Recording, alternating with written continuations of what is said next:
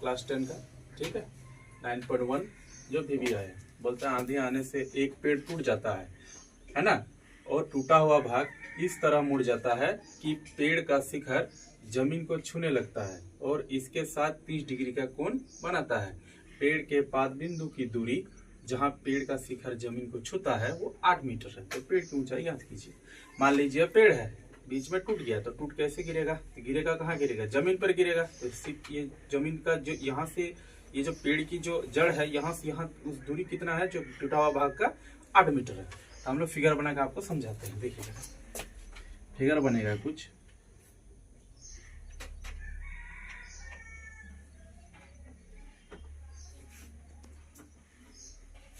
ठीक है। ये ए हो गया, ये बी हो गया, ये सी हो गया और ये डी हो गया। ये कितना डिग्री का है? 30 डिग्री, ठीक है। और यहाँ से यहाँ दूरी कितना है? 8 मीटर। कितना है? 8 मीटर, ठीक। हमको क्या याद करने बोल रहा है? ए बी का मान।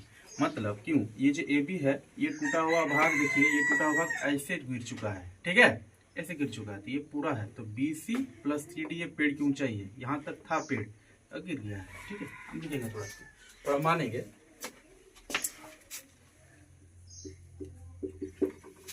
क्या? सॉल्यूशन, माना कि ए बी पेड़ है जो आंधी सी से टूटकर जमीन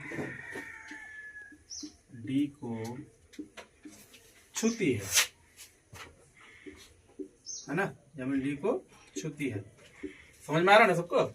ध्यान दीजिएगा। माना कि ए बी पेड़ है, ये भी पेड़ था जो यहाँ से टूट के जमीन डी को छूती है, ठीक है। अब हम लोग क्या करेंगे? माना कि फिर से पेड़ की ऊंचाई, क्या? पेड़ की ऊंचाई क्या है? ए बी का ऊंचाई याद करना है। ए बी पेड़ है माने है, तो क्या हो जाएगा? B C plus C D, B C plus C D. अब हम लोग लिखेंगे दिया है, क्या क्या दिया है? क्या दिया है जी? B D. बी डी कितना दिया हुआ है? 8 मीटर, ठीक है। तथा कोण सी डी बी का वैल्यू कितना डिग्री है? 30 डिग्री, है ना। इसीलिए समकोण त्रिभुज सी बी डी में, ओके, किसका रिलेशन होगा? किसका रिलेशन होगा? लंब बटा आधार, क्योंकि हमको लंब चाहिए। तो हम लोग जानते हैं एल ए एल के ए, ये किसका होता है जी? साइन का। ये किसका होता है? कॉस का। ये किसका होता है? टेन का। तो लंब बटा आधार, ये हमको क्या चाहिए? टेन का। यहाँ कितना हो जाएगा? Ten 30 degree. टेन 30 डिग्री का वैल्यू क्या हो जाएगा? लंब बटा आधार, लंब हो गया BC और आधार हो गया हम लोग का BD, ठीक है। इसका वैल्यू क्या होता है? 1/√3, है ना। तो BC का वैल्यू कुछ नहीं है, तो BC रखेंगे। और BD का कुछ क्या है? BD का वैल्यू, सॉरी, BD का वैल्यू कितना है? 8 है। अब कोना कोनी गुना होगा, यहाँ क्या हो जाएगा? BC√3 बराबर 8, है ना। इसलिए BC बराबर 8 बटा का √3, ये इक्वेशन नंबर 1, ठीक है। फिर देखिए,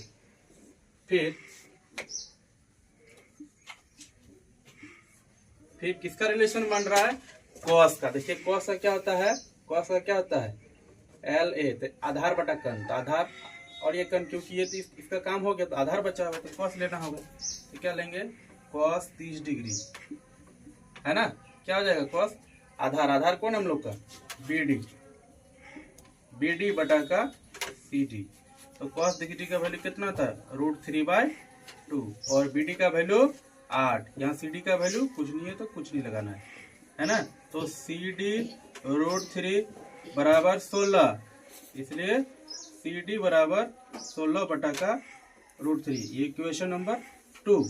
अब लिखेंगे हम लोग, थोड़ा देखिएगा ध्यान से, यहाँ से आ जाएंगे। समीकरण 1 और 2 से पेड़ की ऊंचाई, तो हम लोग क्या जानते हैं, पेड़ की ऊंचाई क्या लिखे हैं, ए बी बराबर B C plus C D. तो बी सी का वैल्यू क्या है जरा देखिए, 8/√3, 8/√3, और सी डी का वैल्यू कितना आया, 16/√3। यहाँ क्या करेंगे, √3 लॉस लेंगे तो √3, और यहाँ 8 + 16 होगा, क्या हो जाएगा 24√3, है ना। आप इसको परिमयकरण करेंगे, परिमयकरण कैसे करता है, √3 नीचे है तो ऊपर नीचे √3 से गुना करेंगे, तो √3 बटा का √3, तो यहाँ क्या हो जाएगा 24√3, ये गुना होगा, और यह बटा का √3 3, तो 3 × 24, तो फाइनल आंसर आपका आ जाएगा 8√3 मीटर स्क्वायर आंसर। इसका आंसर क्या हो जाएगा, इसका आंसर आ जाएगा 8√3 मीटर आंसर। देख लीजिए एक बार अच्छे से।